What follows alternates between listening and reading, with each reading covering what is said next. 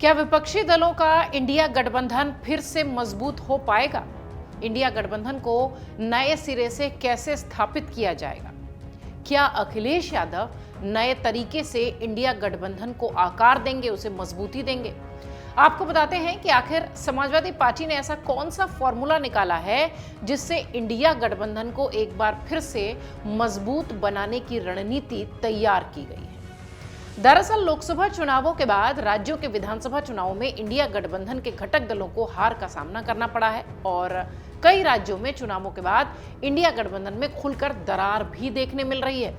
अब खबर सामने ये आ रही है कि देश के मुख्य विपक्षी इंडिया गठबंधन को मजबूत करने के लिहाज से नए सिरे से तैयारियां शुरू हो रही हैं। इसके तहत क्षेत्रीय दलों की भूमिका बढ़ाई जाएगी। गठबंधन को लेकर जल्द ही दिल्ली में बैठक भी होगी जिसमें महत्वपूर्ण बिंदुओं पर चर्चा होगी। इंडिया गठबंधन में शामिल समाजवादी पार्टी के सूत्र ये बताते हैं कि जल्द ही गठबंधन की समन्वय समिति की बैठक होगी और इसमें सभी घटक दलों के प्रमुख नेता शामिल होंगे। सभी मुद्दों पर विस्तार से बात होगी। हर बैठक में अगली बैठक की संभावित तिथि की भी घोषणा की जाएगी, यानी फुल प्रूफ जो एक तैयारी होती है एक गठबंधन की, उस तरीके से अब काम होगा। समाजवादी पार्टी के प्रमुख अखिलेश यादव ने हाल ही में कहा था कि इंडिया गठबंधन अखंड है। इंडिया गठबंधन जब बन रहा था उस समय कहा गया था कि जो स्थानीय पार्टी जहां मजबूत है वहां इंडिया गठबंधन उसे मजबूती देगी। इंडिया गठबंधन इंटैक्ट है और मुझे याद है इंडिया गठबंधन जब बन रहा था, बिहार के मुख्यमंत्री नीतीश कुमार जी ने तमाम दलों के नेताओं से बात की। उस समय हमारी पार्टी से भी बात की। उस समय इंडिया गठबंधन के बनते समय यही कहा गया था, जो रीजनल पार्टी जहां मजबूत है उस रीजनल पार्टी को इंडिया गठबंधन मजबूत करेगा। दिल्ली में आप बहुत मजबूत है, इसलिए समाजवादी पार्टी ने आपका समर्थन किया है। जो रीजनल पार्टी बीजेपी से मुकाबला कर रही हैं, हम इंडिया गठबंधन के सभी नेताओं को मिलकर के उनकी मदद करनी चाहिए, उनके साथ खड़े होना चाहिए, क्योंकि दिल्ली में आप कांग्रेस आमने सामने हैं। हमारा सुझाव तो यही है कि आप मजबूत हैं, इसलिए हम आपके साथ खड़े हैं। कांग्रेस इसका पालन करती हुई नजर मोदी झूठ बोलते हैं, उसी तरह अरविंद केजरीवाल भी झूठ बोलते हैं। देखिए, अब ये क्योंकि क्या सच है क्या झूठ है, हम और आप क्या बोलें, आपके यहाँ सब आर्काइव में होगा, इसलिए मुझे किसी पर टिप्पणी नहीं करनी है। सवाल दिल्ली का है। बीजेपी हारे, ये हमारा मकसद है और यही मकसद कांग्रेस का है, यही मकसद समाजवादी पार्टी का, यही मकसद आपका है। तो जब मकसद एक है तो झूठ सच कुछ नहीं, हमें केवल ये देना चाहिए, भारतीय जनता पार्टी से बड़ा झूठ बोलने वाला कोई दल नहीं है। वहीं कांग्रेस के नेता सचिन पायलट भी कहते हुए दिखाई पड़े थे कि कांग्रेस इंडिया गठबंधन का एक मजबूत स्तंभ है। इंडिया गठबंधन का जिस सोच के साथ निर्माण हुआ था वो आज भी कायम है। इंडिया गठबंधन पहले भी मजबूत था, आज भी मजबूत है और आगे भी मजबूत रहेगा। सचिन पायलट को सुनिए। के समय तमाम विपक्ष के दलों को हम लोगों ने इकट्ठा किया, उसमें कांग्रेस जो है मजबूत स्तंभ है उस इंडिया अलायंस का, और जो भाजपा की वैचारिक सोच का विरोध करते हैं उन सब लोगों को साथ लेने का बीड़ा राहुल गांधी जी ने, खड़गे साहब ने और तमाम नेताओं ने, हमारे जितने इंडिया अलायंस के पार्टनर हैं, उन्होंने बीड़ा उठाया था। और उसका परिणाम ये रहा कि जो लोग दावा करते थे 300 पार, 400 पार, 500 पार, उन लोगों को आके जनता ने 240 पर रोक दिया और एक मिलीजुली सरकार का गठन 2024 के चुनाव में हुआ। और खासकर राजस्थान में, उत्तर प्रदेश में, महाराष्ट्र में, हरियाणा में हमारा इंडिया अलायंस का बहुत अच्छा परफॉर्मेंस रहा। जम्मू कश्मीर में हमारा अच्छा परफॉर्मेंस रहा।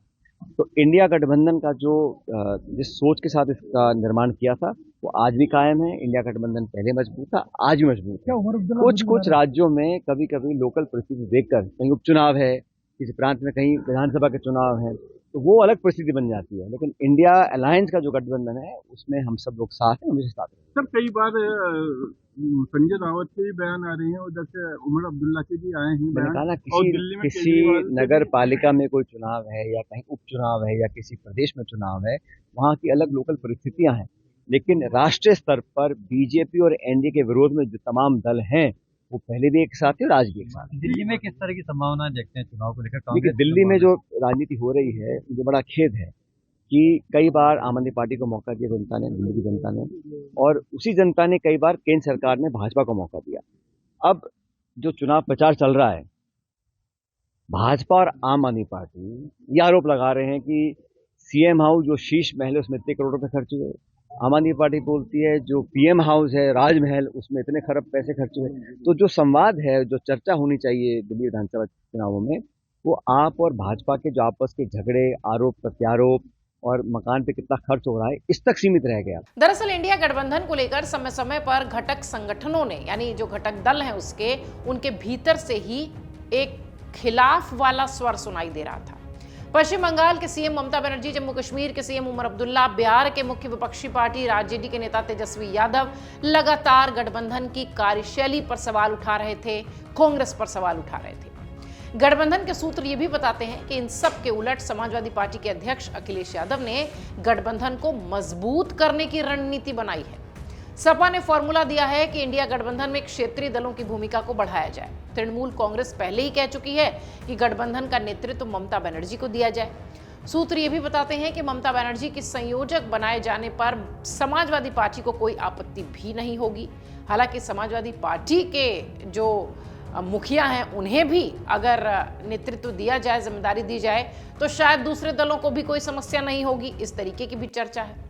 इससे पहले अगर देखिए तो राष्ट्रीय जनतांत्रिक गठबंधन में भी दूसरे तीसरे नंबर के राजनीतिक दलों को ये जिम्मेदारी मिलती रही है। समाजवादी नेता जॉर्ज फर्नांडिस, शरद पवार की अगर एनसीपी की बात करें तो लगातार अगर देखिए तो वो जिम्मेदारी यूपीए की संभालते रहे हैं। इसलिए भी क्षेत्रीय दलों का ये मानना है कि इंडिया गठबंधन में भी ये प्रयोग करने में कोई हर्ज नहीं। कोशिश ये है कि राज्यों के विधानसभा में कांग्रेस उस राज्य के सबसे बड़े विपक्षी दल के नेतृत्व में काम करे। वहीं जब लोकसभा चुनाव हो तो राष्ट्रीय राजनीति के मद्देनजर सीटों का बंटवारा हो। जाहिर है कि इसमें कांग्रेस का शेयर ज्यादा ही रहेगा।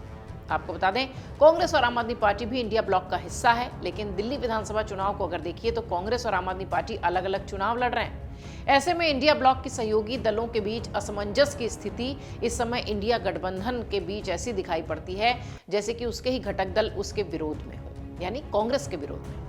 इस समय इंडिया गठबंधन एक ऐसा गठबंधन बन चुका है जहां कोई किसी के साथ बंधने को तैयार नहीं दिख रहा। अब देखना यह है कि दिल्ली चुनाव के बाद इंडिया गठबंधन को लेकर समाजवादी पार्टी जो रणनीति बना रही है उसका क्या असर देखने मिलता है। बात तो ये जरूर है कि जिस तरह से इंडिया गठबंधन को लेकर अखिलेश यादव कह रहे हैं या अखिलेश यादव के सूत्र कह रहे हैं, समाजवादी पार्टी के सूत्र कह रहे हैं, ऐसा हो सकता हो कि इंडिया गठबंधन को लेकर अखिलेश यादव एक फुल प्रूफ लगातार हो रही प्रैक्टिस, यानी प्रैक्टिस से संदर्भ की बातचीत होती रहे, हर बार हर मीटिंग में अगला मीटिंग और अगली जगह और अगला एजेंडा तय हो, इस तरीके की चर्चा होती रहे। इससे जो इंडिया गठबंधन है उसके घटक दल एक दूसरे से मिलते रहेंगे और एक्टिव भी रहेंगे। हो सकता है समाजवादी पार्टी के मुखिया अखिलेश यादव की रणनीति इंडिया गठबंधन को जोड़ पाए, मजबूत कर पाए, और हो ये भी सकता है कि हो सकता हो कांग्रेस को लेकर जिस तरीके की चर्चा हो रही है उसे किनारे करके खुद अखिलेश यादव हो सकता हो इंडिया गठबंधन की नेतृत्व संभालते हुए नजर आए। राजनीति में कुछ भी हो सकता है। अमर उजाला जीवांजलि के सारथी की मदद लें और महाकुंभ में स्नान जरूर करें।